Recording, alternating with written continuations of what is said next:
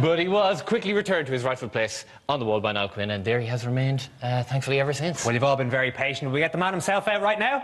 Yeah. He played 83 times through the glory years of Irish football. He's one of our all-time heroes. Can you please welcome a legend of Irish sport, Paul McGrath!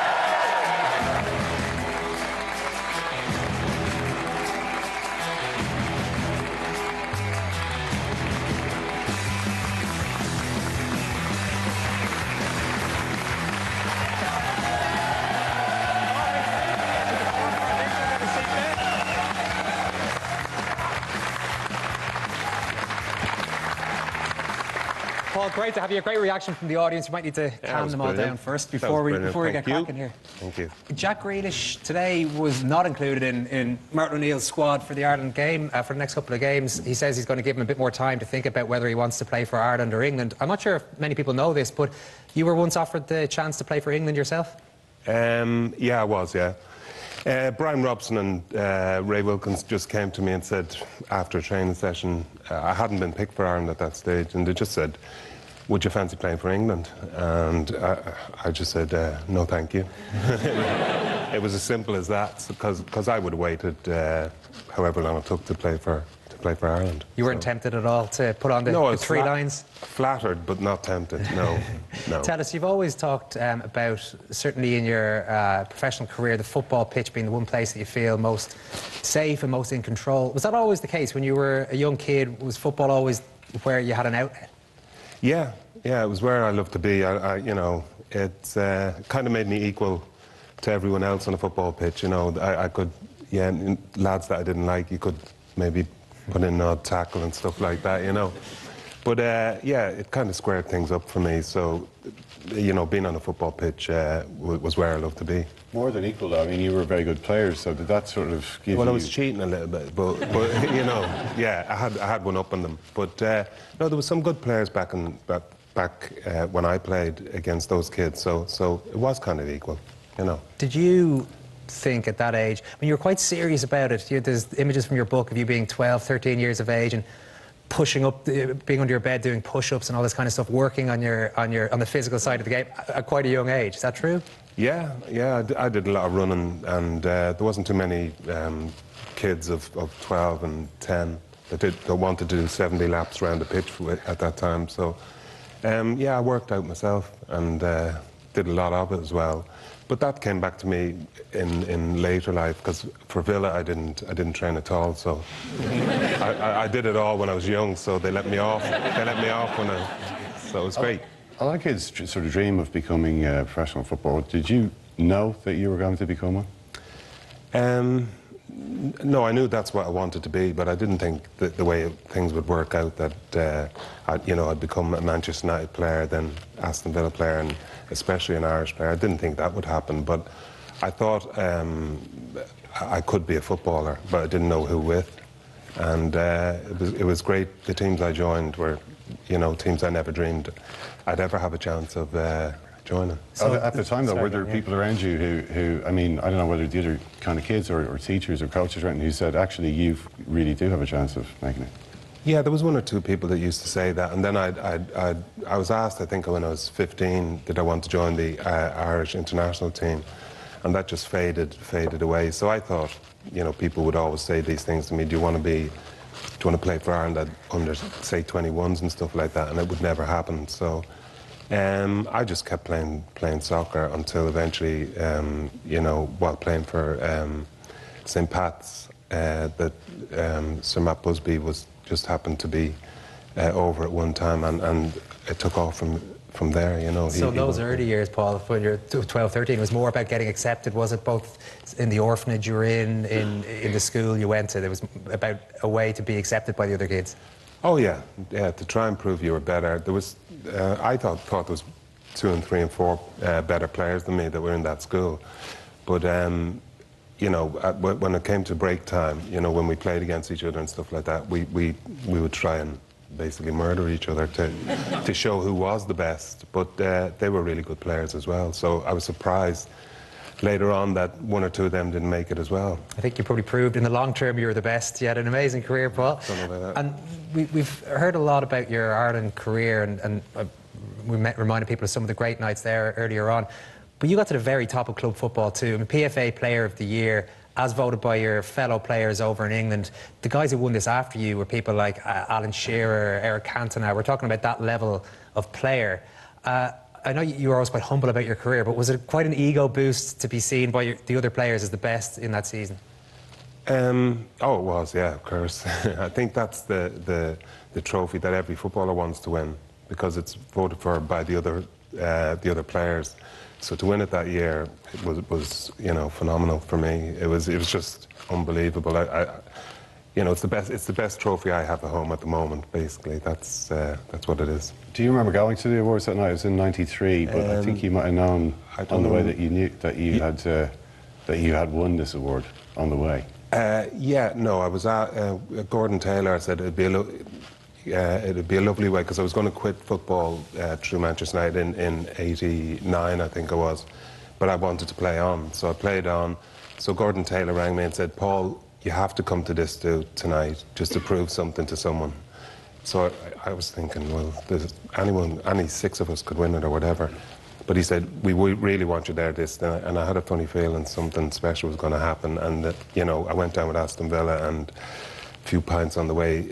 With Ron Atkinson allowed me to have a few pints on the way, and I happened to win it. So it was, and like I say, it's one of the best trophies I've ever won. Did that create a difficulty for you, being the centre of attention like that? Because it's not the type of night that you would normally enjoy, everything being about you. Yeah, no, I didn't enjoy it really, but the thing I did enjoy was that Ron let me relax. He did let me have a couple of cans of lager going down on the coach, and so I was having a happy night anyway. And when you get the main prize, then I just walked up and collected it, and that was it. Ron's approach a bit different from Alex Ferguson's. You said you were going to quit football, but he actually tried to get you to quit football. Yeah. It was interesting to revisit this scene. It's quite similar to the way that it's described by Roy Keane in his book, when his career at Manchester United came to an end. You went to see Alex Ferguson, thinking it was a regular enough meeting. You arrive in and there's the club secretary, Alex Ferguson, people there, it's clearly a big deal. He's trying to get you to sign a form saying, here's 100 grand and retire. You're done, you're finished. So he effectively tried to retire you. Yeah. Well, he didn't want me playing for any other team. He didn't want you to be able to prove him wrong. Yeah, he didn't want. Yeah, exactly. It was that, and I'd actually almost signed that paper, but I went out and I spoke to Brian Robson and Kevin Moran, and they just said, and Graham Taylor, or Gordon Taylor, I should say, and Gordon Taylor said to me, Paul, look, if you want to play soccer, we're going to back you to the fullest. So I said, well, I still want to play soccer, and to be fair to him, he went in and he just said to Alex, Paul's playing on no matter what, so you can do what you want. Ken made the comparison there with Roy Keane, and he's in the headlines recently. He's got his autobiography, his second autobiography out. It's funny, I think all these books, I'm not just saying because you're here, but they pale in comparison to the one that you brought out back in 2006 because of the honesty that you showed there. I'm wondering, we're 8 years on now from Back from the Brink, that autobiography. Are you glad now that you did that then? Yeah, I am. Yeah, because I told the truth. I'd just been through my second divorce, and I wanted to tell people not why they divorced me, really, to be honest, but they were good people. The women were good people to me. I've got some kids as well and stuff like that, and I just wanted to living with someone like myself, an alcoholic, wasn't pleasant for them either. So, and I just wanted to tell people the anguish I was going through and stuff like that, because it was a tough line to walk, trying to play your best football and walking the tightrope with the drink. So did the publication of that book have a big impact on your life, or how did it affect your life at that time, that this was all out there? People were brilliant. People, were very accepting. They realised. I think most people in Ireland probably knew what I was, but they were all very supportive. So I was glad I read the book, and I was thinking if it can help someone be a bit braver about something that might be worrying them and stuff, then was why I done it. It was really clear that you worked very closely with Vincent Hogan, your ghostwriter on it, and clearly had many conversations about where you wanted to go. Did you read the final product yourself? No. It was just difficult?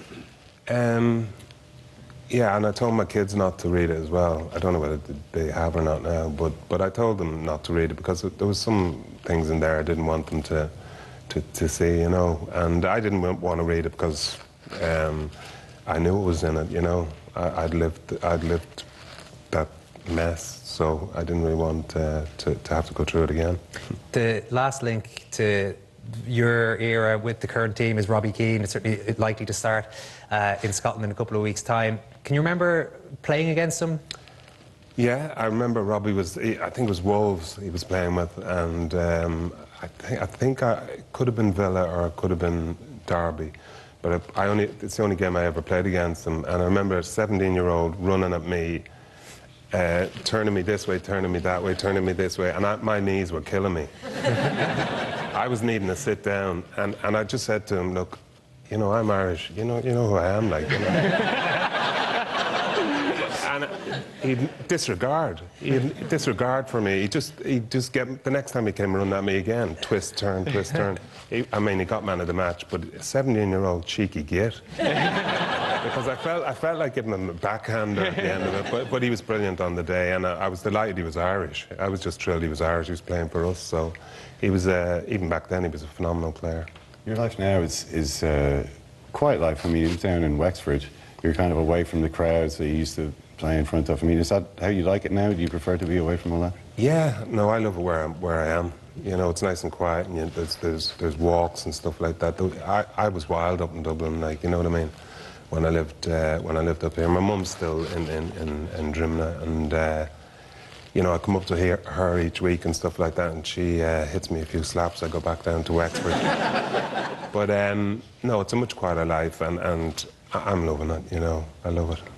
Is that because are you happy in your own company now, or is it just that you like to be away from the distractions that go with the bigger cities? Well, it's not so much that I'm happier in my own company. I mean, I love meeting people in supermarkets and stuff like that, you know. But I mean, buying their food and stuff like that, you know. I don't meet them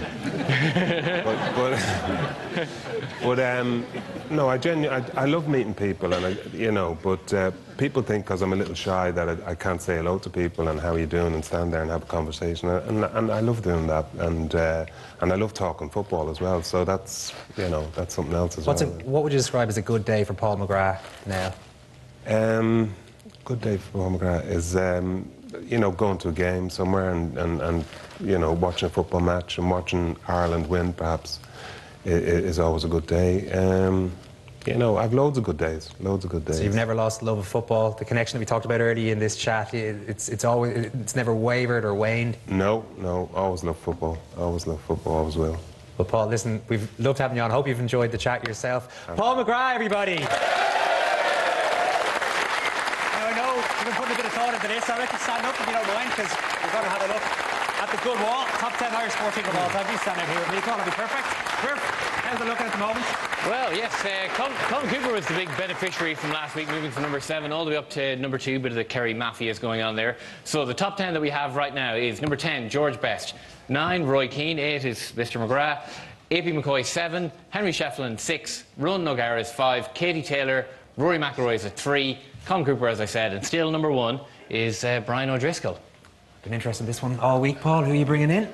Well, is this the first person I have to bring in? Yeah. Who do you want to bring in? Well, I'd have to bring in a man called Keith Wood. All right, Keith Wood. Keith Wood. Pretty popular. He's a good player. So one of your favourite sportsmen? Now, this is, as we've kind of mentioned, Paul is notorious, known as one of the nicest men, I would say, in Irish sport, maybe in world sport, so we've had to force him into this next part. You can't have a top 11. Who are you booting off that top 10, Paul? Who are you ripping out of there? Well, that would have to be Rory McIlroy. Oh! There's a reason. Go on. You can't dump a birdie like that and get away with it. Right. You just can't dump a birdie like that and get away with it. It can't be done. It's interesting reasoning, Paul. Interesting reasoning. And listen, You can make one more switch then. It looks like Rory's off for good, but what else would you like to do in there? And I've got to swap the next two, is it? You can swap 2, yeah. You feel free to put number 8, Paul McGrath. Yeah. No. He deserves. Does he deserve to be there? The Gooch is going to hate me for this, but I'd have to swap him with someone who I've met and known. So the man with the name Georgie Best has to go up to number 2. Okay. Wow. And I apologise to a great footballer, the Gooch, but he has to go back in his place. Paul, amazing stuff. Absolutely brilliant. Paul McGrath, everybody. Thank you. You can take a seat back down here. Murph, you want to take us back to a huge night in Irish football long before Paul here was on the scene? Yes. Tomorrow is actually a very, very special day, Eoin, as it marks the 40th anniversary of one of Ireland's greatest ever sporting victories, our 1974 3-0 destruction of Cold War kingpins, the USSR. Now, we're going to relive the story of the game now with a little help from Jimmy McGee, even then a veteran of the RTE sports team, and his show, Action 74, from Dalymount Park. Take it away, Jimmy.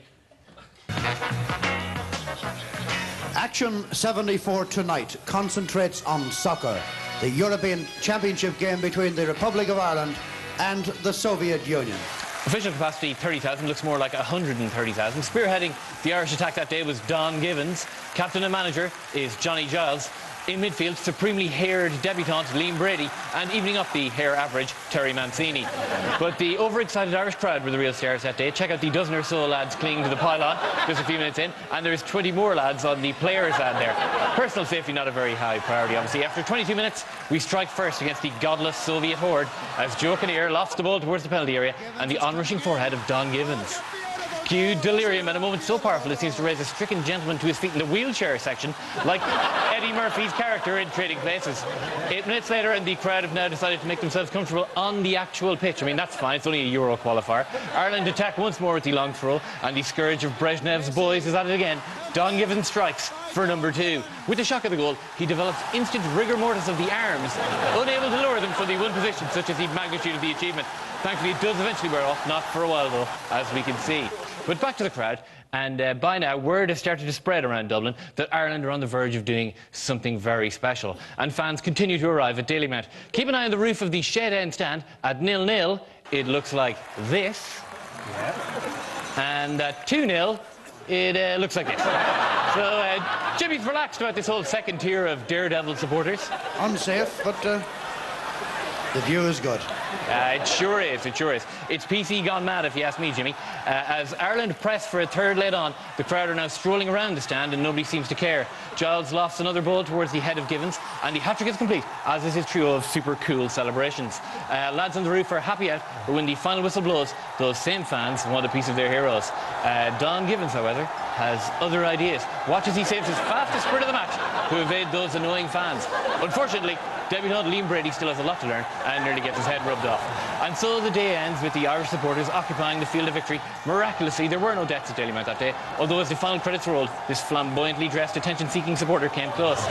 Pitching backwards onto the ground, flares akimbo to round off a truly great day for the Irish. So happy anniversary, and a big round of applause, please, for all of our fans that day and all of Ireland's 1974 heroes. Everyone, please.